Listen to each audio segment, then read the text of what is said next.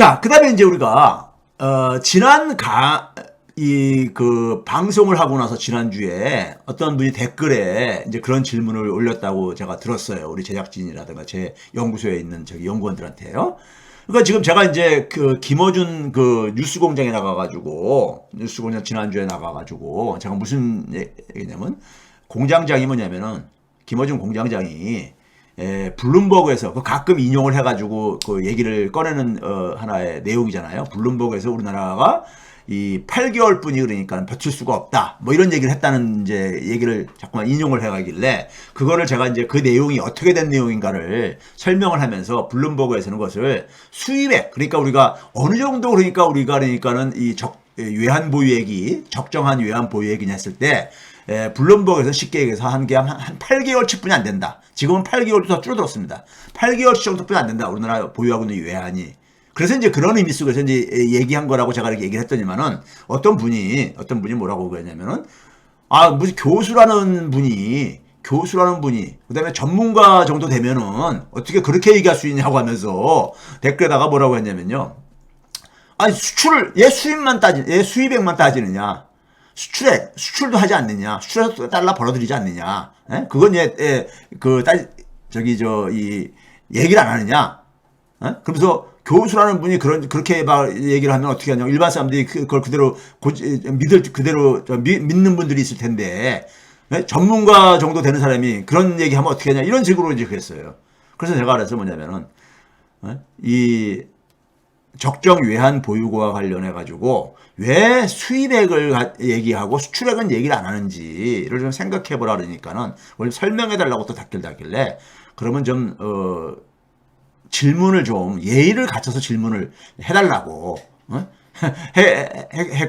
그렇게 답글을 그러니까는 저희 연구원들이 올렸다 그러고요. 그래서 이제 제가 이제 이 부분과 관련해 가지고 좀 정리를 해 드릴게요.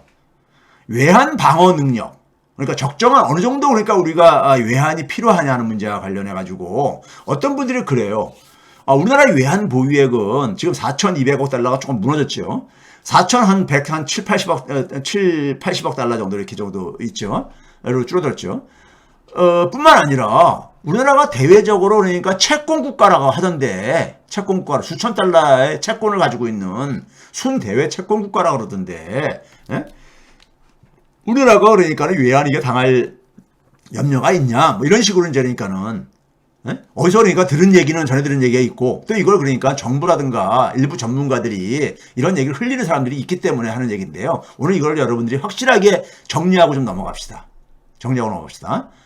대외 금융 채권이라는 게 있고요. 대개 이제 대외적인 그러니까 채권 채무는 우리가 개인들 간에도 채권 채무가 있잖아요.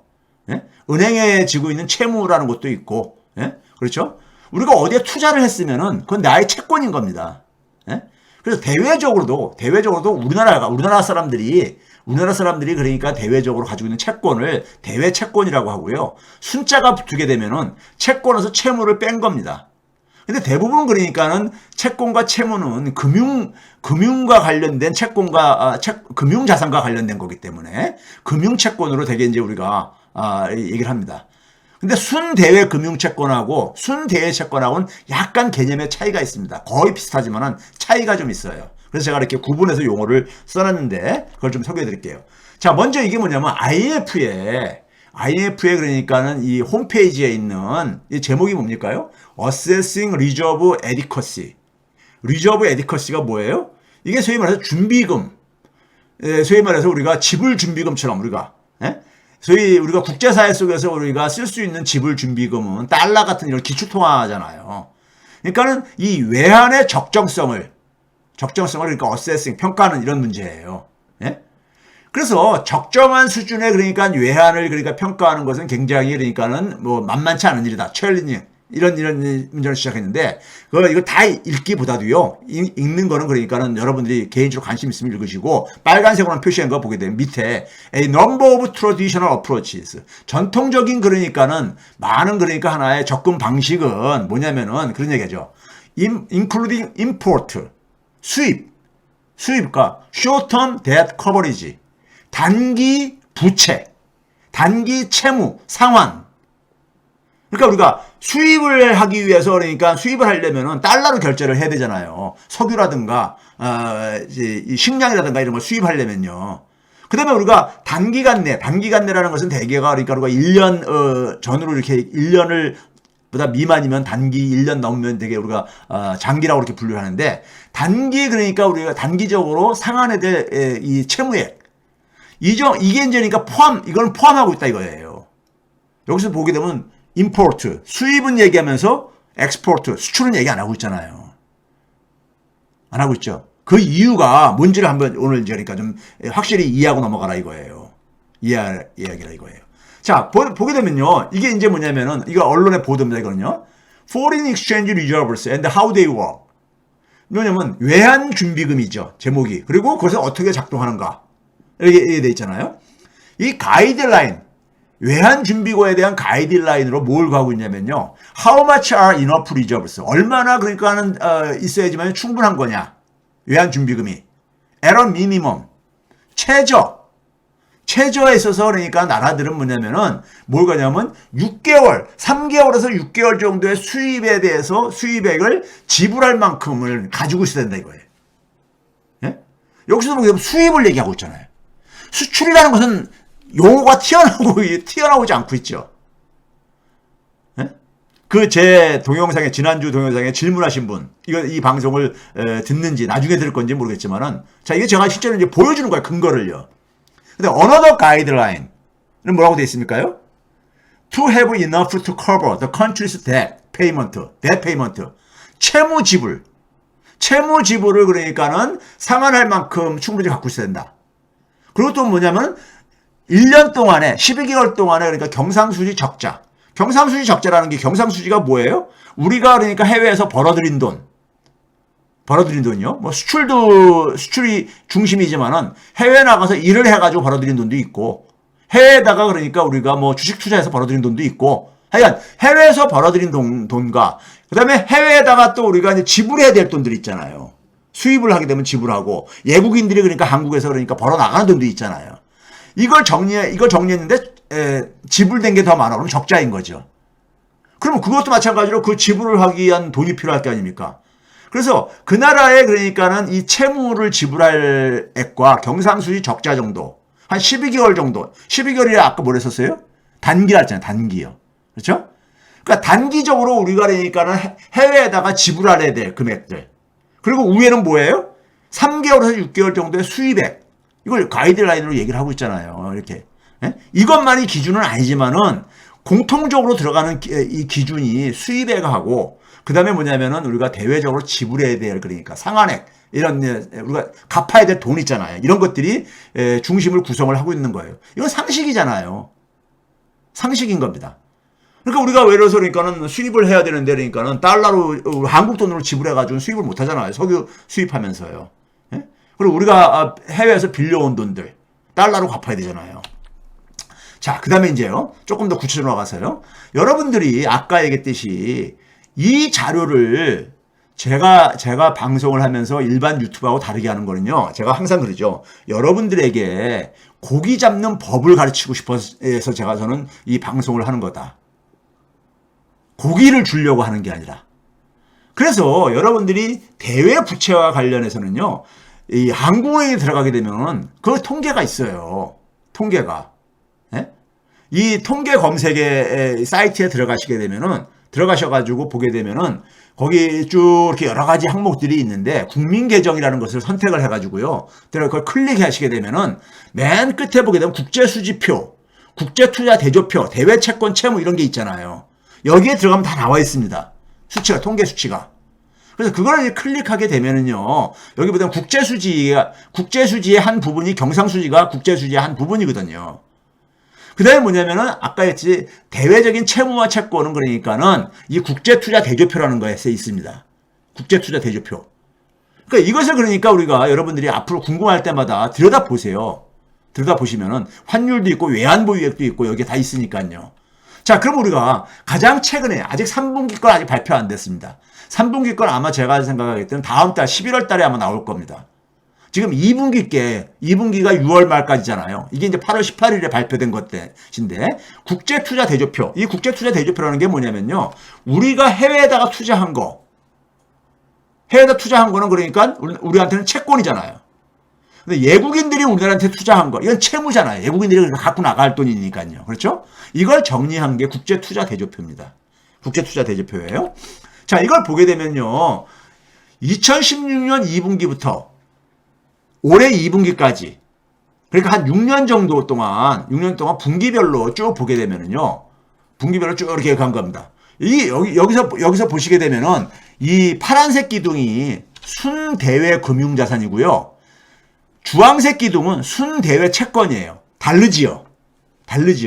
대외 채권하고 대외 금융자산하고 참 차이가 있죠. 차이가 있습니다. 먼저 지금 현재 올해 6월달 기준으로 우리가 그러니까 대외적으로 가지고 있는 금융자산, 순수한 금융자산, 채무를 뺀 순대외 금융자산을 얼마냐 이렇게 순대외 금융자산을 보게 되면요. 우리나라가 7,441억 달러입니다. 많죠? 많아요. 7천억 달러가 넘어요. 어떤 분들은 이걸 가지고 얘기를 하시는 거야. 외환보유액 4천억 달러보다 더 많죠. 근데 외환보유액이 여기 다 포함되어 있는 거예요. 외환보유액을 대부분을 우리가 뭐냐면 90% 이상은 예국에다가 그러니까 우리가 외국의 그 채권에다가 많이 그걸 투자를 하고 있거든요. 투자로 채권 형태로 보유를 하고 있거든요.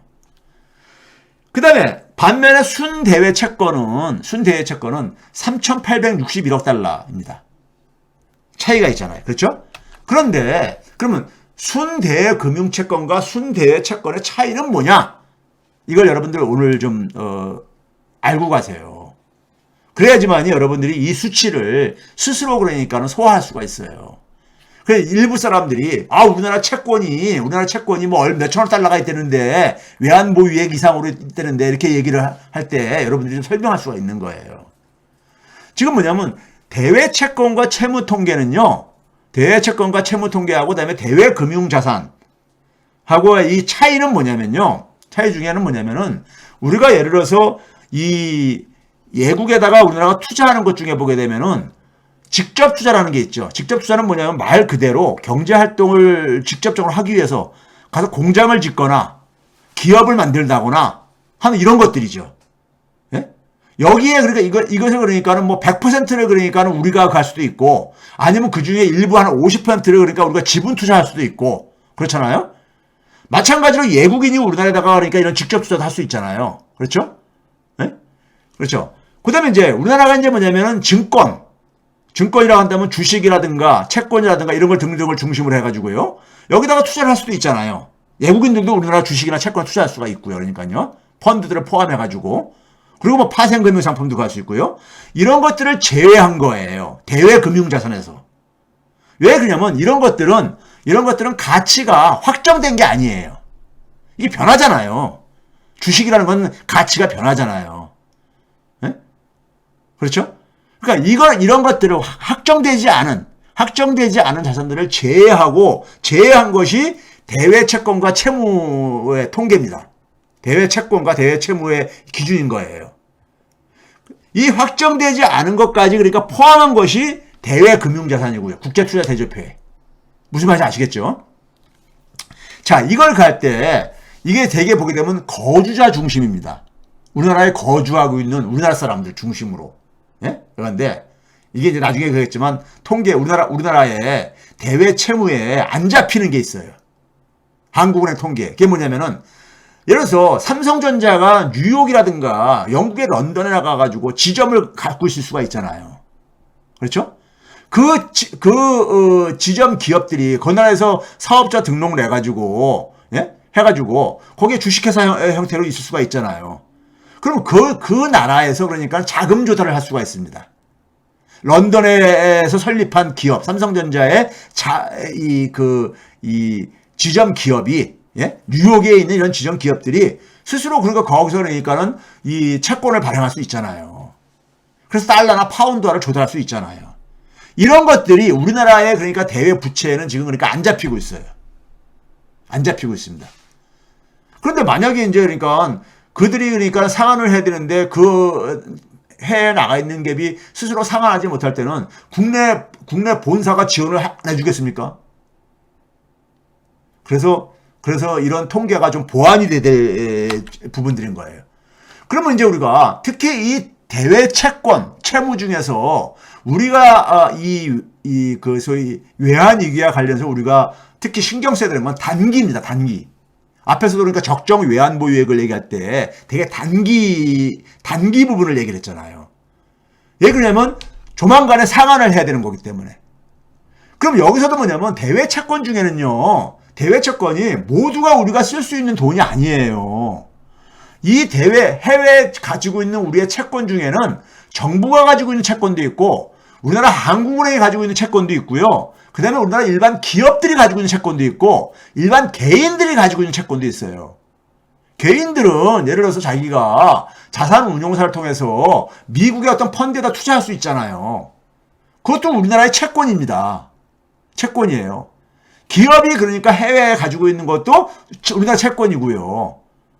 그런데 그 돈들은 개인들이 가지고 있는, 민간이 가지고 있는 이 자산은 우리가 그 달러가 막 필요할 때, 요즘처럼 막 필요할 때 그걸 강제로 쓸 수가 없잖아요.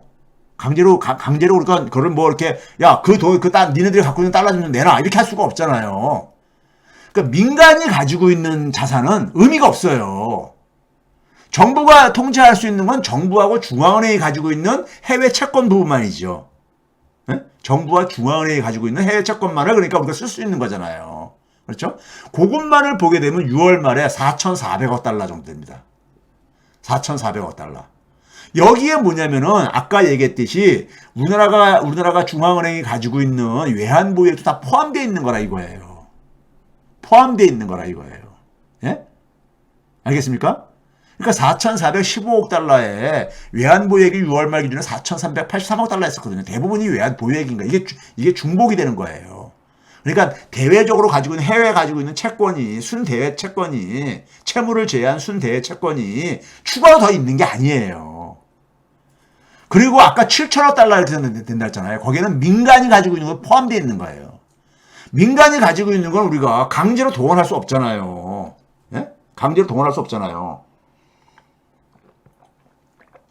지금 무슨 얘기냐면 외환 보유액이라는 것은 정부가 그러니까는 활용 가능한 하나의 외환 방어 능력인 거예요. 외환 방어 능력. 무슨 말인지 아시겠죠? 정부가 이 활용 가능한 거예요. 예? 자, 그래서 순대외 채권이 정부하고 중앙은행 거를 합친 순대외 채권은요. 6월 말 기준으로 2,990억 달러뿐이 안 돼요. 왜 아까 이 금융 자산하고 이게 차이가 많으냐 했을 때 이게 왜 그런다 했었어요? 이게 순대외 채권이 그러니까 3천억 달러가 6월 말 기준으로 안 된다 그랬는데 이게 왜 그러냐면요. 민간 순대외 채권이 한 870억 달러 정도가 이게 포함되어 있고요. 민간의 단기 외채가 6월 말 기준으로 한 1,700억 달러가 넘어요. 민간들은 앞으로 그러니까 1년 이내에 상환해야 될 이 채무액이 한 1,730억 달러 된다는 얘기예요. 6월 말 기준으로요. 그럼 이거 어떻게 상환하겠습니까? 자기들이 보유하고 있는 달러가 있으면 다행히 그걸로 상환하면 되지만은 아니면은 시장에서 그러니까는 달러를 구해가지고 상환할 수밖에 없는 거잖아요. 그렇죠? 이거를 그러니까 어떻게 막을 수가 없는 거예요. 정부하고 중앙은행은요, 장기적으로는 뭐냐면 채무예요, 다. 대부분이 채무예요. 지금 6월 말 기준으로 1,424억 달러나 장기적으로는 우리가 순채무 국가입니다. 단기적으로는 채권 국가지만 정부와 중앙은행이요. 네? 그러니까 이게 단기, 장기로 이게 섞여져 있는 겁니다. 합쳐져 있는 거예요. 총액을 얘기할 때는요. 자, 그 다음에 우리가 중요한 건 이제 이겁니다. 외환 보유액 중에서 단기 채무가, 예를 들면 외환 보유액하고 아까 얘기했듯이 순대외 채권하고 거의 같은 말이라고 같은 이 범주기 때문에, 이 외환 보유액에서 단기 채무가 차지하는 비중, 이 외환 보유액을 가지고 단기 채무를 상환을 해야 되니까요. 이게 지난해 말에 35.6%였었는데 35.6%였는데 9월 달께 지금 아직 3분기께 아직 뭐냐면은 단기 채무와 채권이 발표가 안 됐어요. 6월 달 걸 더 증가했을 텐데 6월 달 걸 똑같이 그 기준으로 하더라도 44%가 넘었습니다. 굉장히 빠른 속도로 증가하고 있어요. 굉장히 빠른 속도로 증가하고 있습니다. 그건 왜 그러겠어요? 분모에 있는 외환보유액은 줄어들고 있고 분자에 있는 단기 채무는 증가하고 있기 때문에 그렇습니다. 안 좋은 게 두 개가 동시에 진행되고 있다 보니까 이 비율이 빠르게 진행되고 있는 거예요. 빠르게 진행되고 있는 거예요. 그런데 외환보유액을 가지고 이 채무 상환하는데만 쓰는 게 아니잖아요. 아까 얘기했듯이 우리가 수입을 할 때 우리가 석유 수입 안 하고 살 수 없잖아요. 그걸 뭘로 써야 됩니까? 달러로 써야 지급해야 되잖아요. 네? 그러니까 이것까지 다 합쳐봤을 때 우리나라 외환보유액이 그게 넉넉한 게 아니라 이거예요. 넉넉한 게 아니라 이거예요. 자, 그러니까 이게 외환보유액 대비 거기다가 뭐냐면 우리나라 외환보유액은 제가 이제 뉴스공장 나가서도 얘기했죠. 한국은행이 우리나라가 주로 이제 90% 이상을 채권으로 가지고 있습니다. 우리나라 외환보유액의 90%. 왜냐면 현금으로 갖고 있으면은 수익이 안 생기잖아요. 그런데 이제 뭐냐면은 채권으로 갖고 있으면 좀 수익이 생길 수 있잖아요. 근데 채권의 가격이 항상 변동을 하고 주식처럼 채권 가격이 최근에 많이 급락을 했어요. 채권의 이자율이 굉장히 빠르게 지금 올라가고 있잖아요.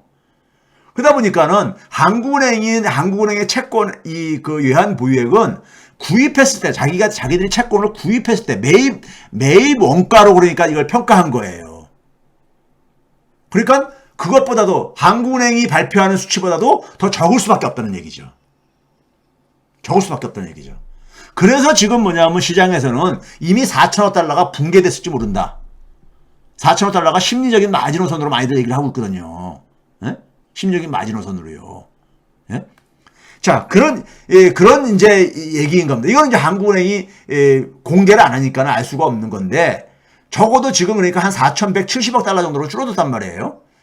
그러니까 9월 달에 한 200억 달러 가깝게 한 198억 달러가 이 외환보유액이 줄어들었단 말이에요. 그 속도로 간다면은 10월 달에 그러니까 무너지는 거예요. 4천억 달러가.